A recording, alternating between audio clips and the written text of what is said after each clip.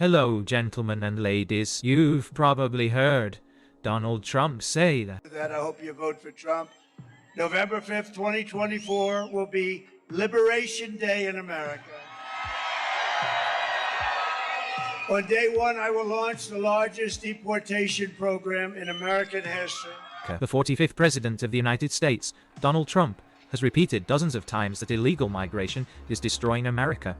He calls it a threat to national security and a disaster for the country. Moreover, Trump argues that Democrats are not only ignoring the problem, but also contributing to it. But if this is true, then why have thousands of illegal migrants arrived in the United States in recent months? Among whom, according to him, there are criminals and even potential military personnel. And why are Democrats calling for more humanitarian support, despite the rise in crime that Trump attributes to migration? What a confusing situation. It's time to figure it out. How is Trump going to deport millions of illegal immigrants? What measures does he propose to stop the flow of migration? And most importantly, can his promises really change the situation in the country? This and much more in our video. The billionaire insists that while he was in power, the borders were under control, and illegal migrants did not dare to cross them en masse. Trump is confident that his approach to migration policy has been the most decisive and effective in the history of the United States. The 45th and already 47th president is confident that only tough measures can stop the flow of illegal migration and eliminate the threat posed, according to him, by migrant criminal networks. And that's why Trump is ready to turn to the old US law to prosecute and destroy criminal organizations associated with illegal migrants. Alien Enemies Act of 1798. Did you know that? According to him, this will allow restoring order at the border and security in the cities. Trump considers his trump card to be tough rhetoric and decisive actions. Once again, he promises that when he returns to power, he will take immigration policy to a new level. He even mentions the usage Alien Enemies Act of 1798. Did you know that? to bat criminal networks among migrants. Trump also promised to abolish the status of sanctuary cities and toughen penalties for illegal immigrants who have committed crimes up to the death penalty for murder. According to Trump, America should stop being a country for everyone and become a country for Americans. He said that the deportation of millions of illegal immigrants will begin from the first days of his presidency. According to him, America must regain control of its borders, stop being a country for everyone. However, critics question whether such measures are possible in practice. How expensive will this program be for the American budget? What will be the social consequences of mass deportations? And will Trump be able to fulfill his promises if he returns to power? Immigration experts are doubtful. It is easy to talk about mass deportation, but in practice it is difficult to implement. From a political point of view, this is difficult, and the economic consequences can be devastating, explains Foster, who worked with the administrations of George W. Bush and Barack Obama. The logistics of the plan raises questions. Texas Governor Greg Abbott, commenting on Trump's plans, confirmed that the process would be long. Changes will not happen overnight. We must be ready for temporary measures. No. The governor also clarified that the first task will be the deportation of criminals. If you pose a danger, you will either be imprisoned or sent to your country. But experts say loudly that this is how it is done.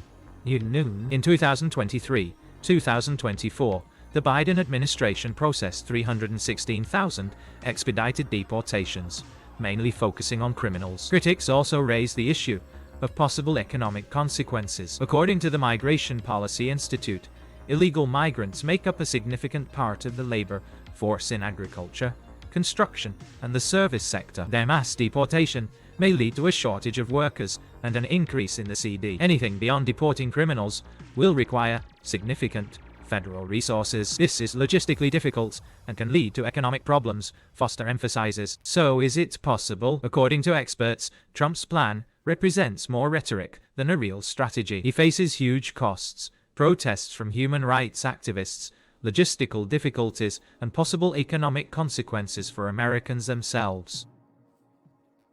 But Trump is not giving up. We will take back control of our borders. We will destroy the criminal networks of immigrants. We will make America safe again. Supporters of Trump's immigration policy, who they are, and what they say. One of the main proponents of the mass deportation policy is Tom Homan, Trump's border czar. In an interview he stated, "Trump is coming back.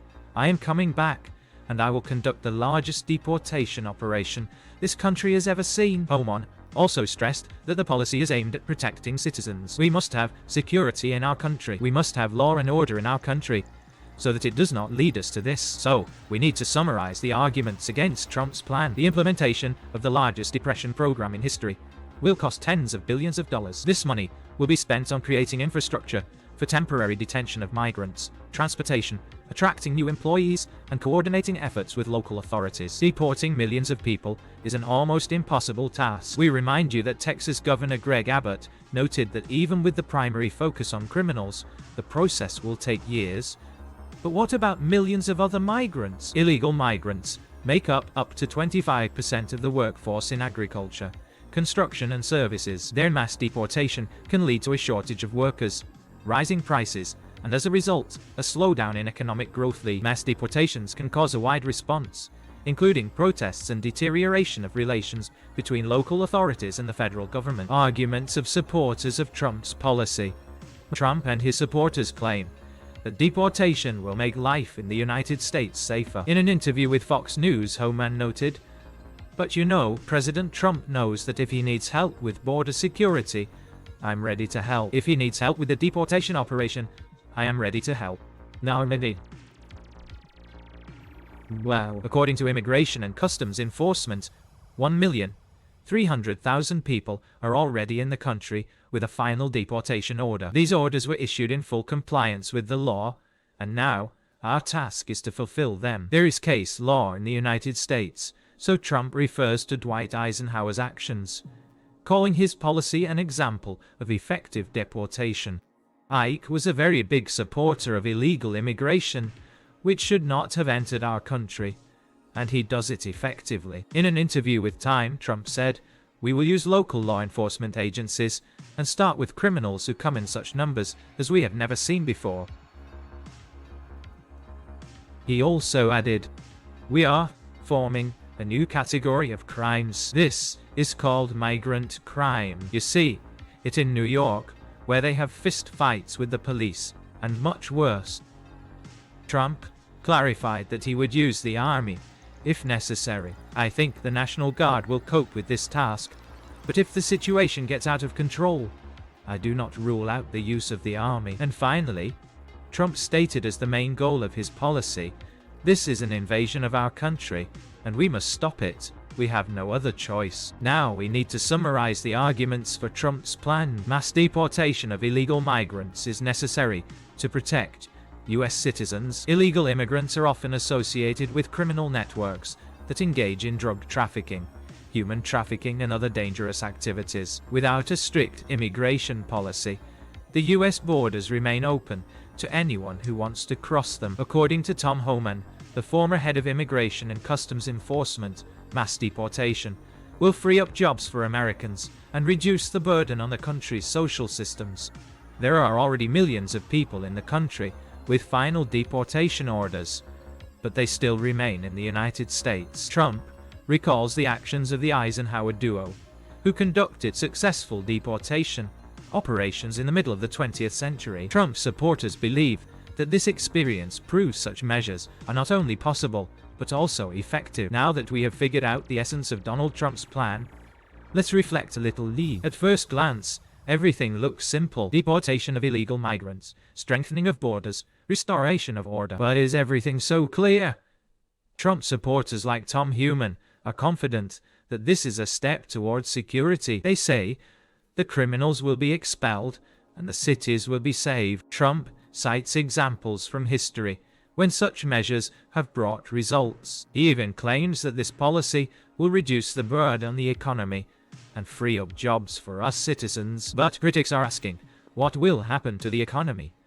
After all, illegal migrants work where many Americans do not want to go. Farms, construction sites, restaurants, all these industries can be severely affected, and if prices start to rise, plus the very idea of mass deportations raises many questions. Who's going to pay for this? How will this be implemented? Won't it be chaos for the whole country? What will all this lead to? And now we come to the most important thing. Is it true that this policy will make America a better place? Or will it only exacerbate existing problems? There is no definite answer here. Some call it a step forward, others call it a disaster. And what do you think? Will Trump really be able to change the country? Or are his plans too risky? Leave your comments and share your opinion. We are interested to know how you see the future of America. Don't forget to subscribe to our channel so that you don't miss new releases. Well, we're not saying goodbye.